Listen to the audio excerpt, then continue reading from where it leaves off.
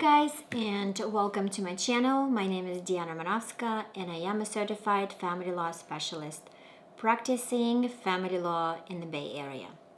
Today I would like to talk about lawyers' mistakes, and what I created is a list of most common mistakes lawyers make. And not to say that I took it from somewhere. I made those mistakes. Over the years, I learned, of course, not to make them.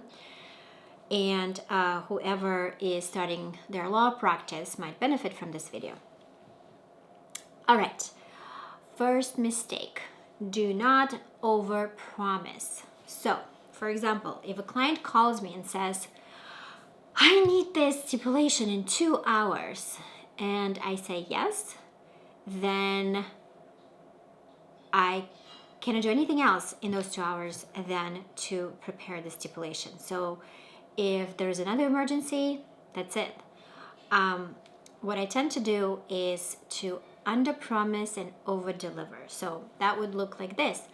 I will get the stipulation to you within 48 hours and then get it within 4 hours or 3 hours. The way it looks, so that's internal work together. My typical turnaround is within a week, unless a client indicates that it's urgent. Then I know, or it's an ex parte, or it's something that needs immediate attention, and I know it. The fake urgency, meaning urgency where there is no urgency. For example, a client feels like it. Then my retainer has a clause that says I charge 1.5 of my hour. So for example, for purposes of explanation, if my hour is $100 or $1,000, then 1.5 would be 1,500 or 150, right? Or double time if it's after hours or on the weekends. Another overpromise that I never made this mistake, but I heard some lawyers do, is to say, well, I will take your case and I will guarantee this and guarantee that. I don't know in other areas of law, but in family court, the judges make all kinds of random rulings. I wouldn't say they're unfair or improper, but even when I'm certain that the law supports my position, I have been surprised where a judge would consider some minor element that I didn't consider as important and ruled against that argument. So, well, that being said, I always tell my clients, the moment we step our foot in the door of a courthouse, we give up control. And if you're the type of client who likes to have control, I always suggest to have mediation, because in mediation we're in charge of what's happening. Second mistake, undervalue the case. And when I'm talking about undervaluing the case, I'm talking about undervaluing the retainer. Clients love to nail me lawyers down to know how much this is going to cost. And it's unpredictable. It's unpredictable how much a divorce is going to cost.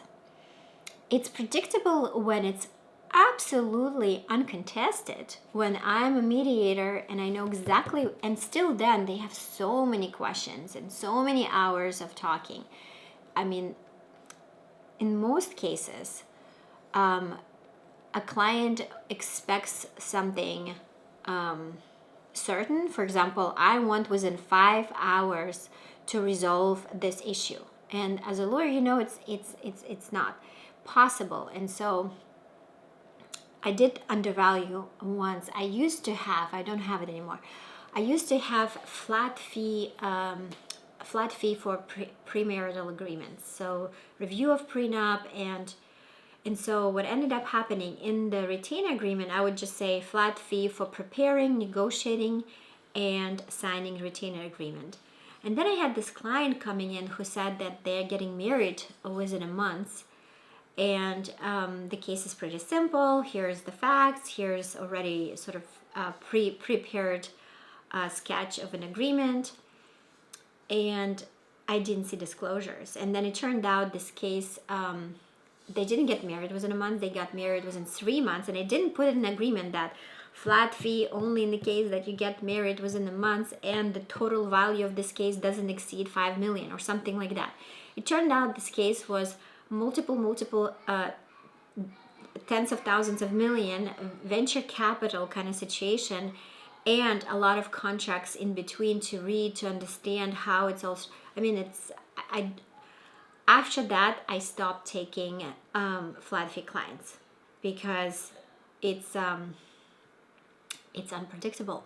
Clients will say, well, my case is so simple. It's they all who want flat fees say that, and it's 99.9% turns out to be not the case, or they're underestimating the work that goes into it. They don't want to do it themselves, but they know that if you did it, it will take you 2 hours, right? So they cannot do it themselves, but you should do it in 2 hours. Next type, where a lawyer takes too many cases, too many to handle one well at a time. Meaning when there is not enough staff, when there are more clients for, even if there is staff, more clients to handle. So, and I had that happen. And so what I had to do, I had to put stop.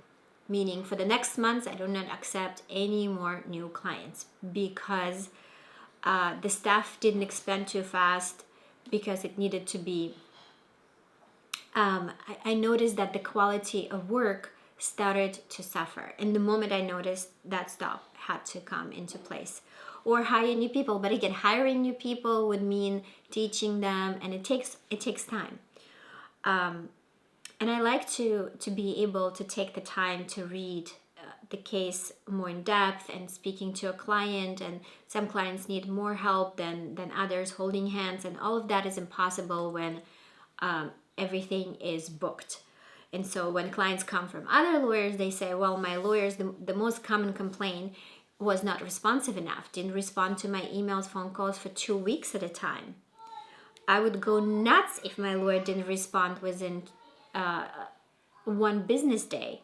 That's why my policy is to respond every day, since I was a difficult client. I know that I would like, as a client, A, receive invoice every week. B, know that my lawyer responds to me every day at certain time from 3 to 4. Unless I get an email, the lawyer's in trial or something, on vacation. The 4th type of mistake, no boundaries, wanting to please a client at all price, meaning take phone calls on weekends, take phone calls every weekend, in the evening.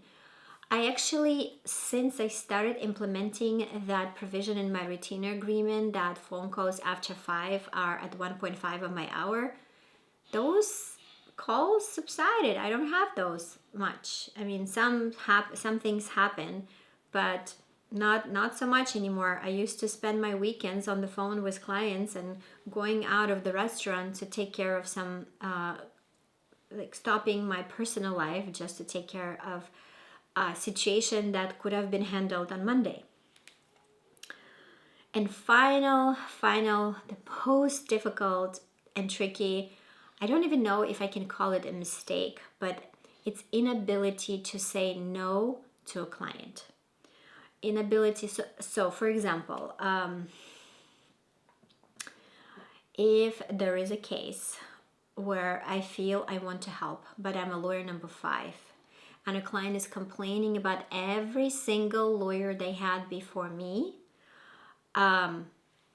taking on this client feels compelling, especially when they're using this manipulation tactic that I almost always fall for, but I'm more aware now. You're the best. You're the only lawyer who can help me. I Googled you. I read every single review, even the filtered, and you have this German education, and you speak German, and you're international in this case, and they just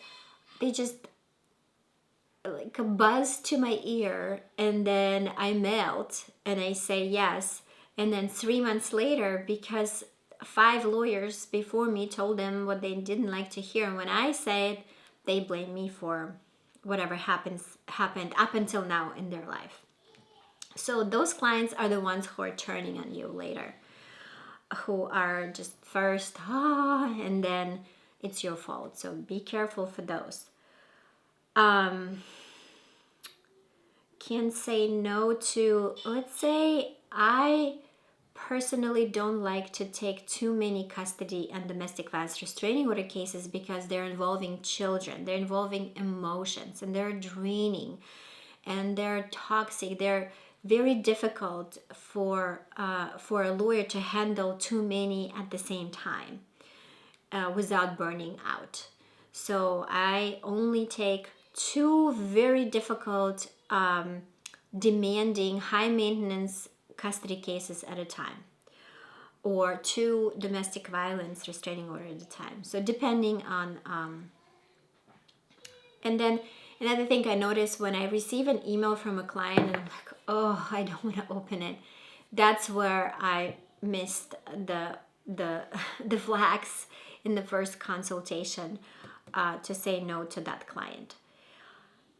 With experience, I feel that saying no becomes easier because it's not as survival anymore to have so many clients. It becomes a luxury to say. My new camera shut down on me, and as I was finishing point number 10. So that was all for this video. I will see you soon in the next and in my consultation. Bye.